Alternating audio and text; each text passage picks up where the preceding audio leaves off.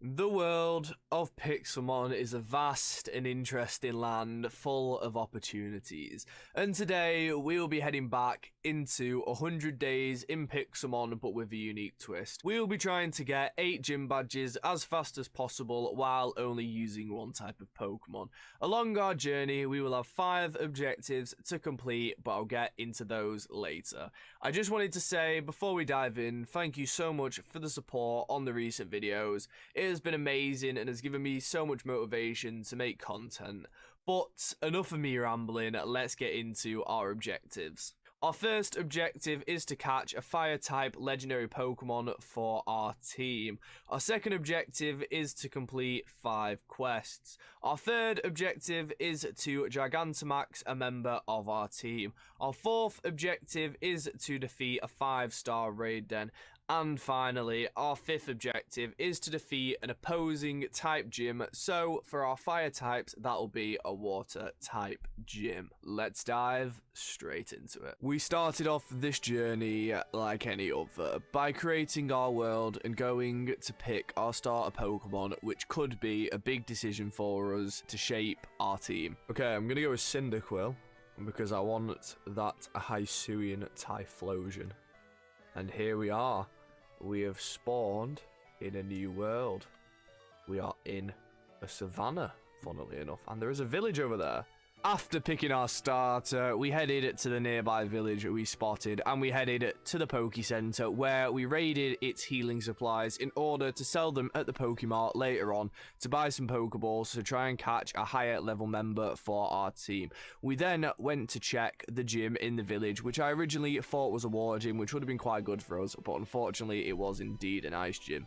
Oh, no, it's an ice gym. I then headed to the Pokemart in the village to sell the healing items, which we got a decent amount of money for, which we then used to buy some Ultra Balls and Pokeballs. We then noticed a simple dungeon literally right next to the village, so we went in and mined the sand to find the chest, but unfortunately there was no loot of any use to us. We then headed in to the desert and threw the Pokeballs we had just bought at a Larvesta, which we did indeed manage to catch, adding it to our team. On our way back to the village, we decided to take on a Numel to try defeat it for some XP, but unfortunately we were too weak to take it down, so instead we threw a Pokeball at it and managed to catch it, adding it to our team. I then dug down into a nearby desert temple where we opened one of the chests and got a relic crown, which at the time I didn't realize, but that was a mega item for us. As well as this, we got the GS ball, but that wouldn't help us as we could only use fire types. After escaping the desert temple, we headed straight back to the village and to the Pokemart, where we went to sell our spoils, and then that is when we found out that the relic crown did indeed sell for 300,000 Poke Dollars, which would set us up for the rest of this challenge. I then used the money from the relic crown to buy a metric ton of Ultra Balls in order to try catch some Pokemon to help our team out. As we were wandering the desert near the village, we came across a 2-star Darumaka raid, which I decided to take on as I felt like I could defeat it, and the 2-star Darumaka would be a very high level to add to the team, and it would be easy to catch as it was in the den.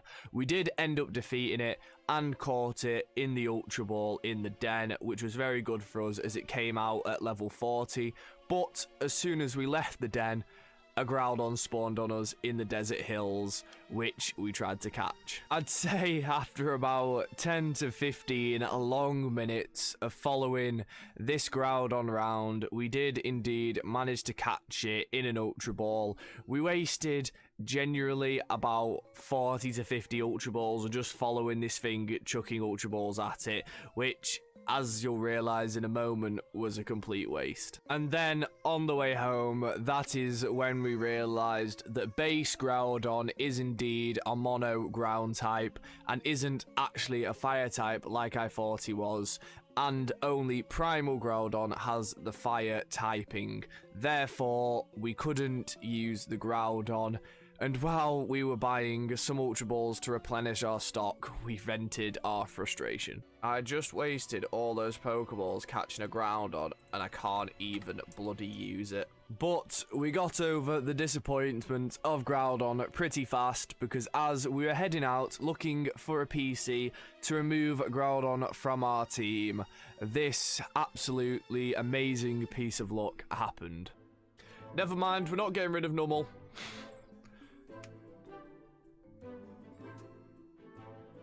No.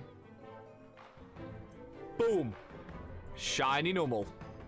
Yes, we did indeed catch a freaking shiny in our 100 days using fire types only, and it was indeed a fire type, being Numel. This was an amazing piece of luck, and I was actually going to get rid of the Numel on our team, but now we would have to stick it out and use Camerupt. As we were swimming across the ocean, still looking for a Poke Center with a PC, we came across another gym, the 4th gym we'd found so far, and it was indeed a fire gym. As we adventured on, the script just kept getting better. Oh, Jesus. I know. Well. What have I just stumbled across? Yes, we did indeed stumble across a mushroom island, the biome we needed to find in order to get max mushrooms to craft the max soup so that we could Gigantamax one of our team later on in the series. So we went around the island collecting max mushrooms. We then found a village which we decided to bunker down in for the meantime, but it had a water gym, so I decided to go in to check the level of the trainers, and for some reason there was a cloning machine on the floor inside the gym. I've never had this happen before, and it was very confusing. We camped up at this village because I decided to stop looking for a Poke Center with a PC and just get the materials to craft one. So we set up shop just outside the village by a mine we had created, and we built a nether portal just outside. We then headed in to the nether because we needed glowstone in order to craft a redstone lamp, which was one of the components we needed to craft a PC.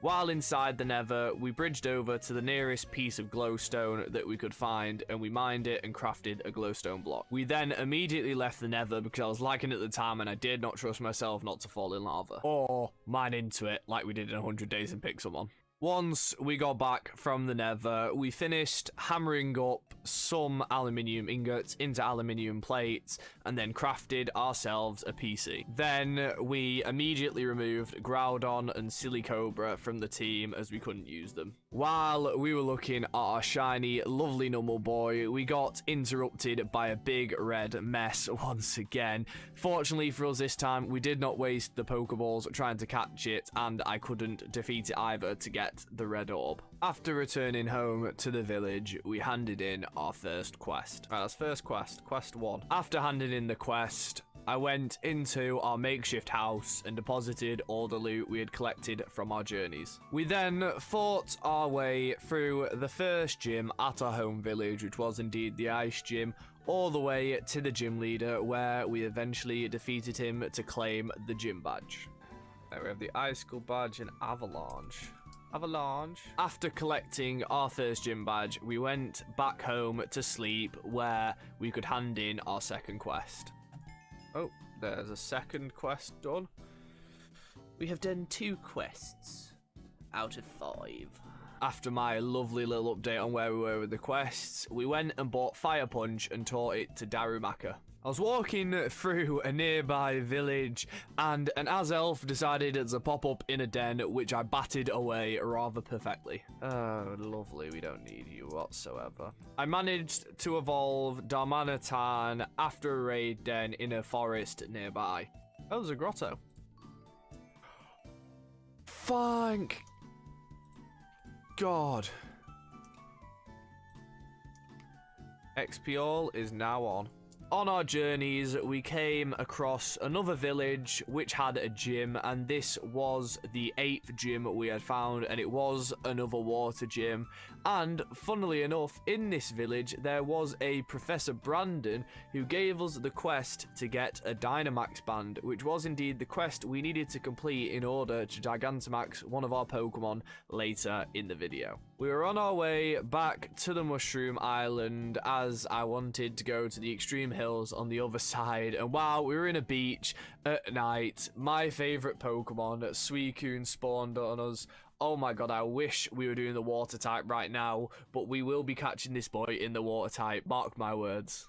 I arrived at the Mushroom Island where I was heading over to the other side of it where the extreme hills was, as I wanted to hunt the Charmander line because I wanted to Gigantamax a Charizard later on in the series, and also it was a very good flyer for us to use to get around easier.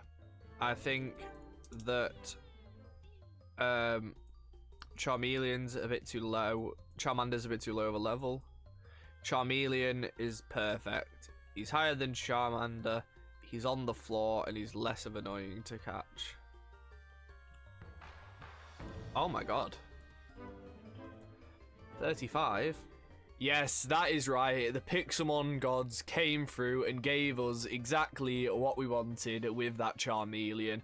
And immediately after catching it, we evolved it into Charizard and we had our new flyer. I then returned home and set a waypoint for a giant tiger nearby as we were going Reshiram hunting. On my way to the tiger, I fought a rare boss Cacturn, which hooked it up massively. Oh. That's cool, so we can level up a specific Pokemon now. We then, after quite a journey, finally touched down in the Taiga where we were going to start hunting for Reshiram. Next to where we landed in the Taiga, there was indeed a grotto, and we opened the loot to get ourselves a Destiny Knot. A good item overall in Pixelmon, but unfortunately in this video we would not be breeding, so it didn't help us out at all. Then, after a mere 10 minutes... the Pixelmon gods blessed us again, and our luck in this episode just keeps getting better and better. I feel like... oh my god, Reshiram. Holy crap. Yes, that is right. Without even a full day passing, Reshiram spawned in the Mega Tiger Hills we were in, so we immediately went to engage him, and we had the balls to hopefully catch him up. We then engaged the Reshiram, and as it would want to hit all my Pokemon, I tried to do the strategy of entering into battle, throwing a quick ball, running from battle, and keep doing that over and over again, but unfortunately Reshiram did indeed wipe my entire team. So we just had to revert back to what we know best, following it around and chucking Ultra Balls at it and hoping we get lucky. Nope. We just gotta keep following it around with balls. Oh, yes! Get in there!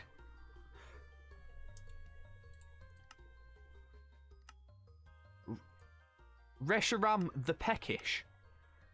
That is a disgusting nature.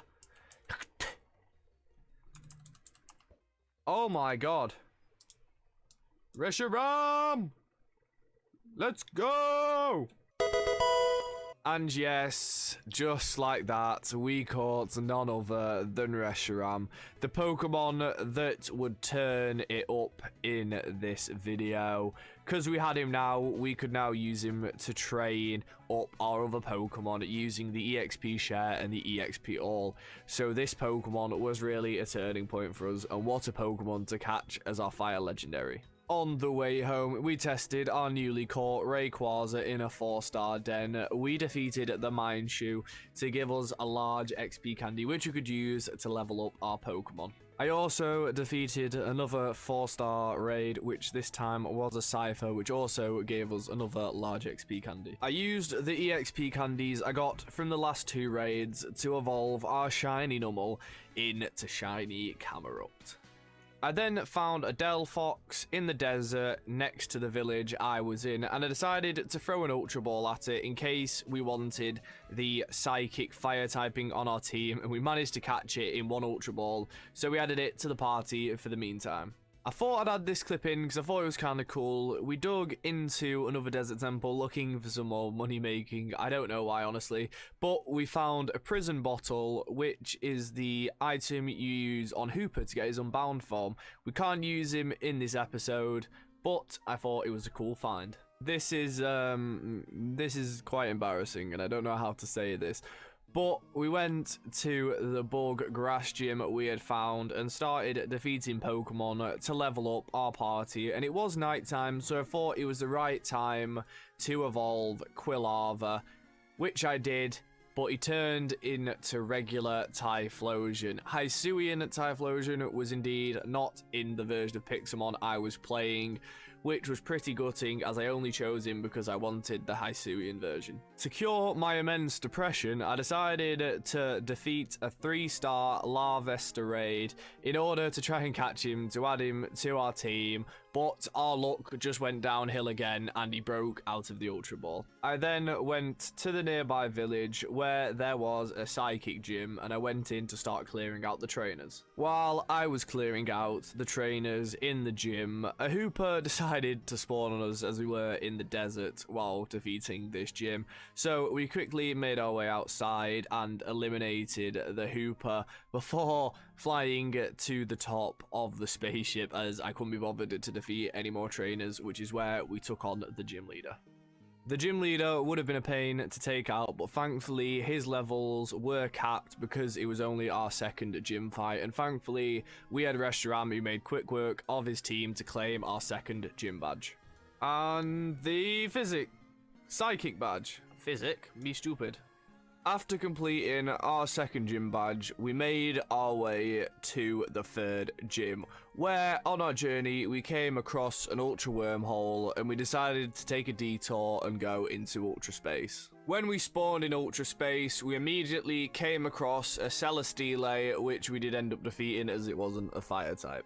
I then made my way to a plains as we were in ultra space to search for Blacephalon, and he only spawned in a plains, and once we found one we set ourselves down for the wait. For some reason I tried to take on an ultimate boss Zorora, which did end up wiping my entire team, meaning if a Blacephalon did spawn we just have to throw Pokeballs at it. Then after about a 10-minute wait, this happened. Wow.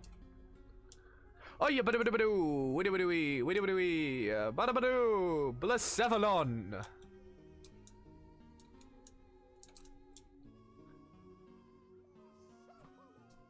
Get in my Pokeball. 3. Hey, first Pokeball! Oh my god. Our luck is something else, ladies and gentlemen. Yes, that is right. We caught Blacephalon in our first Pokeball and added him into our team. He came at level 60, which is just 10 levels off the 70 that we were trying to get our whole team to, and this was a massive upgrade. I then jumped into the void to return to the overworld to go and claim our third gym badge. Once we returned to the overworld, we walked straight over the desert to get to the village where the third gym was located.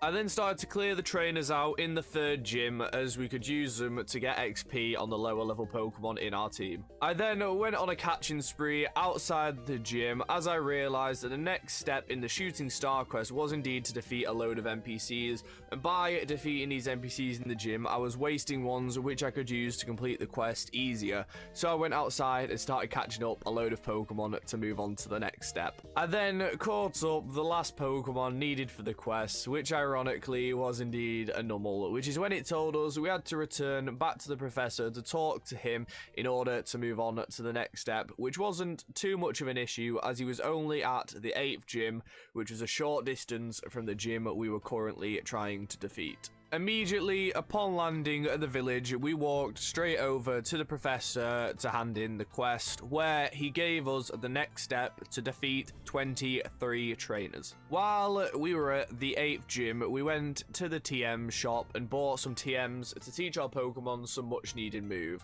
We taught Reshiram Mystical Fire as Reshiram didn't have a fire type move still, and I thought we would need one on him. We also taught Mystical Fire to Blacephalon and then taught Charizard Shadow Claw. Once we returned home, we released all the Pokemon we caught that weren't fire types on our massive catching spree. I then deposited all the loot we collected on our journey. While traveling back to the third gym, we came across a 5-star Center Scorch den, which yes, we did end up managing to defeat. Yes! 5-star raid den complete. Come on, catch. 1, 2, 3, get in there! And just like that, we had completed another one of our objectives of defeating a 5-star raid. We then returned to the third gym, where we made our way to the top to challenge the third gym leader. Like the previous gym leaders, this gym leader had his level capped, but this time at 34, so he made pretty quick work of his team to claim our third gym badge. There we go, and we have the boulder badge as well as rock slide. Very nice.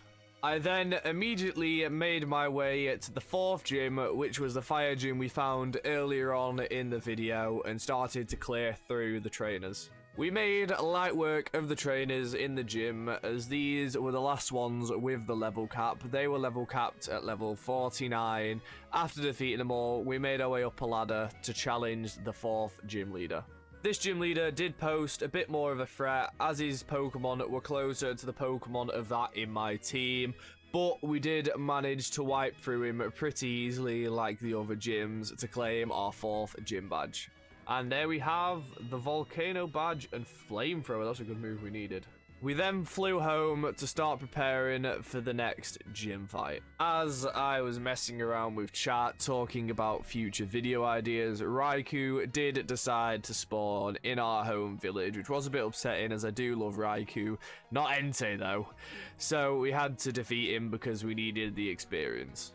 After defeating Raikou, we handed in our third quest. There we go, quest 3 complete. We got 3 Nether Stars.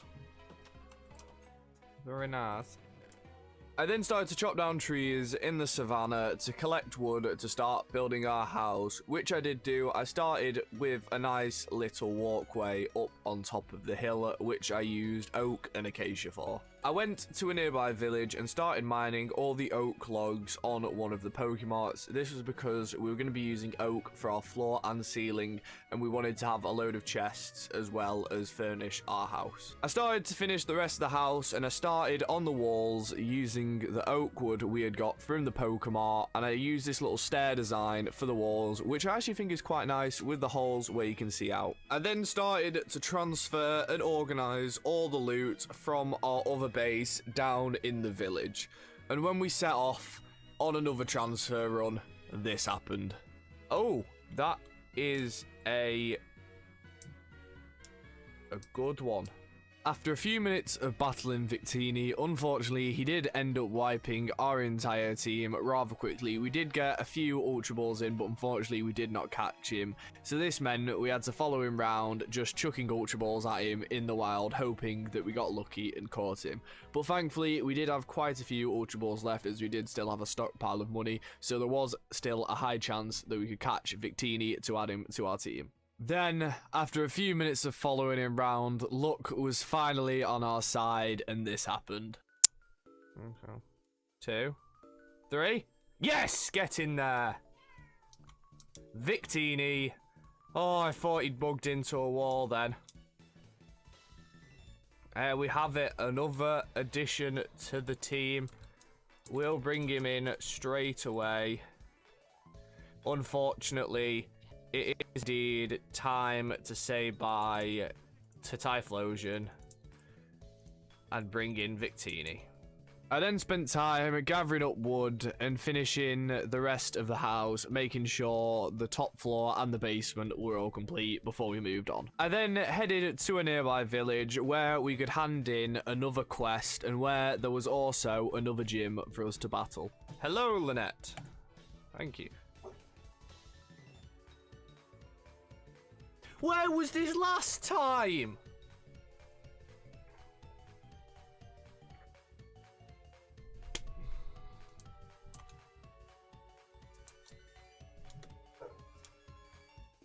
Oh, for Christ's sake, man.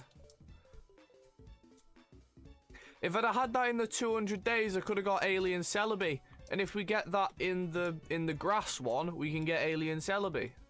We then made our way to the gym and battled through the trainers in the mine. This was a steel type gym, so our fire types are super effective, and it was the first one with trainers that were equal to our level, and we made our way to the gym leader and quickly disposed of his team to get our 5th gym badge.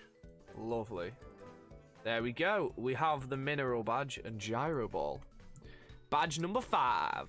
Let's go. I then set off flying on the back of Charizard to head towards the grass and bug gym, as I decided that was the next one I was going to take on. And when we got there, we quickly dispatched of all the trainers inside the gym to put them towards the shooting star quest, where we then challenged the gym leader. As with the steel gym, this gym had the same story. Our fire type Pokemon were super effective against the grass and bug type, so we made easy work of the gym leader's team to claim our 6th gym badge. Oh no, there we go, he's down. To get the plant badge and pollen puff. Badge number 6 completed. When I returned home from defeating the 6th gym, we looked through our TM chest and started to teach some of our Pokemon some new moves that could help us when we eventually get to the water type gym. Victini can learn Thunder Punch. Victini's got an electric move. And yes, that is right, Victini could learn Thunder Punch, which gave it an electric type move which could massively help us in the water gym battle. On my travels, looking for another gym that we could defeat, we came across a 5-star Center Scorch raid, which we did end up defeating rather easily as he is part bug type, and defeating this Center Scorch gave us large XP candies as well as extra large XP candies, which could help bring some of the team up to the level required for the gym. I then finally came across another steel type gym, a gym we could defeat rather easily, so we started to make our way through the trainers. After defeating all the trainers in the gym, we quickly went and healed up before flying up to the top of the gym to engage the gym leader, where it was the same story as the other steel type gym. We quickly made light work of his team with Blacephalon and Reshiram to claim our 7th gym badge and complete the Dynamax quest. Fallen Star pulsates with energy and the Mind badge as well as Steel Wing. Okay, talk to Professor Brandon. We then headed out on the back of Charizard one more time because on the way to the water gym there was the Mushroom Island where I wanted to collect 2 more max mushrooms so I could Gigantamax 2 of our Pokemon instead of just 1. Once at the Mushroom Island, we quickly collected the last max mushroom and then headed off towards the water gym. We then arrived at the last gym where Professor Brandon happened to be located. What is it? Thank you. And there we go. We now have the ability to Dynamax. And we have just completed our objective of getting or completing 5 quests. Get in there. I then crafted my 2 max soups to feed to my Pokemon. Charizard. Gigantamax, Center Scorch, Gigantamax. Light work, and there is the objective to Gigantamax a Pokemon complete! I then made that final fly on the back of Reshiram to engage the water gym leader. And on day 36, we engaged the last gym leader for the last challenge we needed to complete this video. We took on the water gym leader. Now, I was planning on doing a live comm for this fight, but unfortunately, I did end up muting myself on stream, and I lost all the audio for the fight, but the gym fight did take around 15 minutes, as we had to heal stall quite a lot in order to beat the gym leader. But in the end, my team did indeed pull through, with Victini and Reshiram being the main players, and we did indeed claim ourselves the Wave badge as well as Muddy Water, where we completed our final objective of defeating a water type gym and completed the objective of the whole video by defeating and claiming 8 gym badges. There we have it, guys. 8 gym badges collected and all of our challenges completed along the way. It took us just 36 days, setting a very good time for all the other types to try and beat. I hope you did enjoy the video and would consider subscribing to help me reach my goal of 1,000 subscribers, which I mentioned at the start of the video. And if you're still debating whether you want to subscribe or not, I have a little thing for you.